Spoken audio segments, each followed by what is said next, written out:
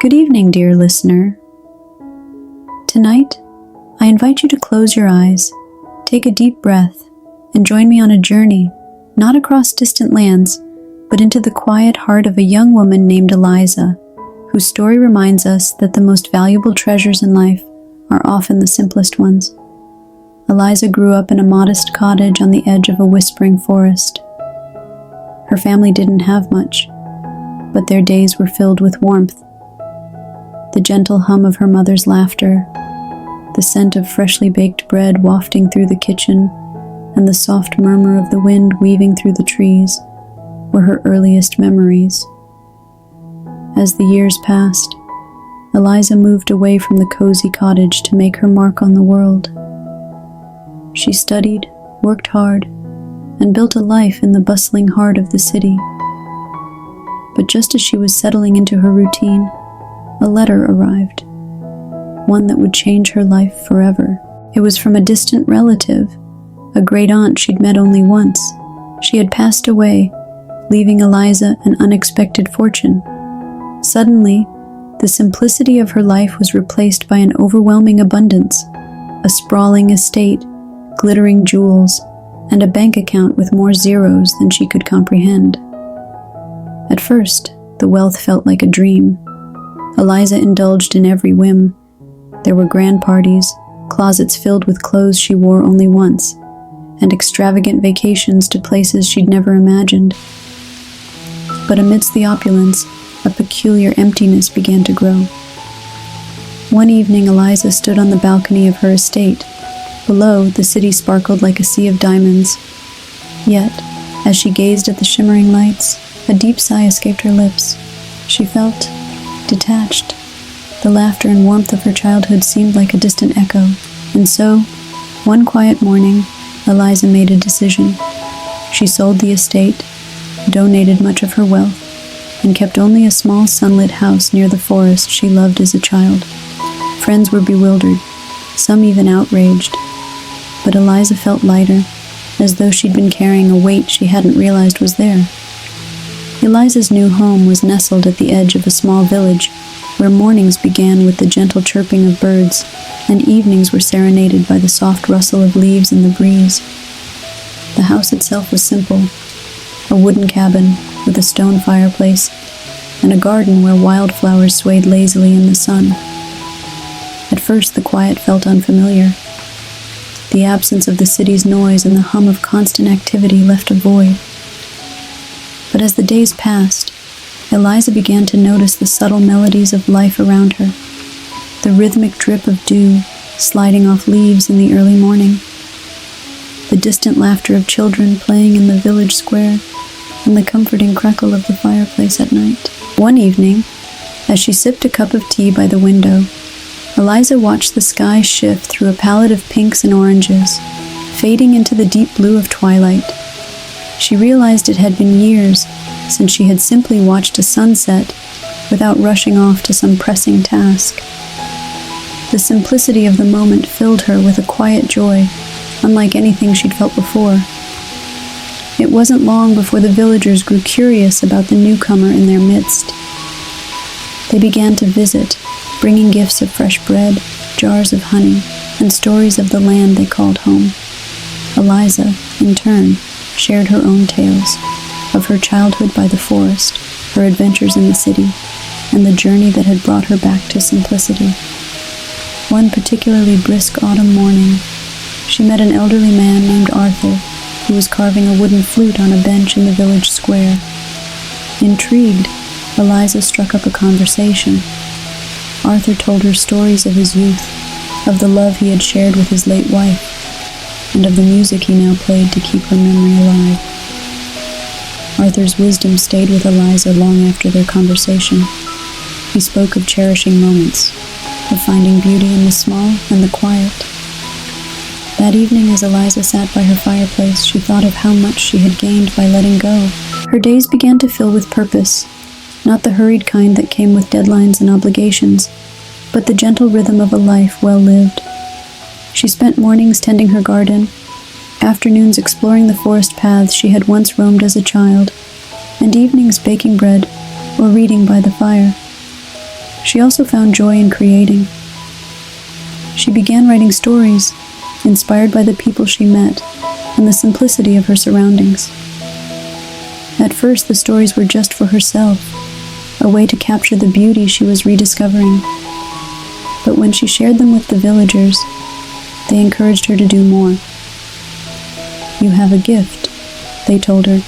"Your words bring peace." And so, Eliza's stories began to spread. She sent them to magazines and journals, and soon her words were touching lives far beyond the little village. Letters poured in from readers who said her stories helped them slow down and find joy in their own lives. One winter evening, as snow blanketed the ground outside, Eliza sat by the fire with a stack of these letters in her lap. Tears filled her eyes, not of sadness, but of gratitude. For the first time in a long time, she felt truly rich, not in material wealth, but in connection, purpose, and the quiet contentment of a life well lived. As the years went on, Eliza continued to live simply. She never sought fame or recognition. Instead, she cherished the small moments: a sunrise over the forest, the laughter of children in the village, and the warmth of friends gathered around her little table. And when people asked if she missed her old life, she would smile and shake her head. "The greatest treasure I found," she would say, "is the richness of simplicity." And so, as the fire crackles softly and the night wraps its arms around you, let Eliza's story remind you that the truest joys are often the simplest ones. A moment of stillness, a kind word, or the beauty of the world around you. Sleep well, dear listener, and may you find your own riches in the simplicity of life. As the seasons passed in her small village, Eliza's connection to the world deepened. She no longer sought external validation or the fleeting joys of possessions. Instead, she sought the profound contentment that came from being present, fully immersed in the gentle ebb and flow of each day. It was spring when Eliza's next lesson arrived, though it came softly, like a whisper on the wind. One day, while walking along a familiar forest path, she noticed a family of rabbits nestled in the underbrush. Their fur was a soft, earthy brown, and they seemed unaware of her presence. Eliza crouched down, watching them for a long moment. In that quiet stillness, she realized that they didn't strive for anything. They simply lived, existing in the beauty of the present. The thought comforted her, like a warm embrace. She found herself revisiting this moment in her mind often, especially when life felt chaotic. The rabbits had no worries about tomorrow, no fears about the future. They were content with the now, existing in perfect harmony with the world around them. In that simple moment, Eliza began to understand that happiness was not a thing to be chased or achieved. It was found in living fully, in savoring the moments that often slipped by unnoticed. The laughter of a friend, the taste of fresh strawberries picked from the gardens, the smell of rain as it soaked the earth. These were the moments that made up a rich life. One evening, as she sat on her porch, watching the sunset behind the mountains, her mind wandered back to the life she once led, rushing from one thing to the next, constantly accumulating and striving. But she no longer felt a yearning for it. She had discovered that in letting go of her need for more, she had gained everything. Her heart was full, not from material possessions, but from the richness of relationships, the quiet comfort of having her loved ones near, the deep connections she'd made with the people of the village, and the peace that came from being in tune with nature. It was a richness that filled her soul, one that no amount of money could ever provide. One afternoon, a woman named Clara, who had recently moved to the village, knocked on Eliza's door. She looked weary, as if the weight of the world was bearing down on her shoulders. She had heard of Eliza's transformation, the way she had downscaled her life, found joy in the small things, and she had come seeking advice. Over a pot of tea, Eliza listened patiently as Clara spoke of her overwhelming life in the city, filled with deadlines, expectations, and constant pressure. Clara longed for peace, but she didn't know how to find it amidst the chaos.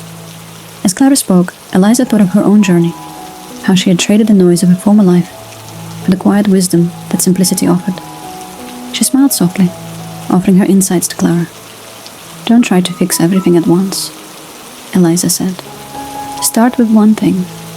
Focus on one moment. Let go of the pressure to have it all figured out. You don't need to change everything. Just find a few things that bring you peace and let them grow in your life." Clara listened, her tense shoulders beginning to relax as Eliza spoke.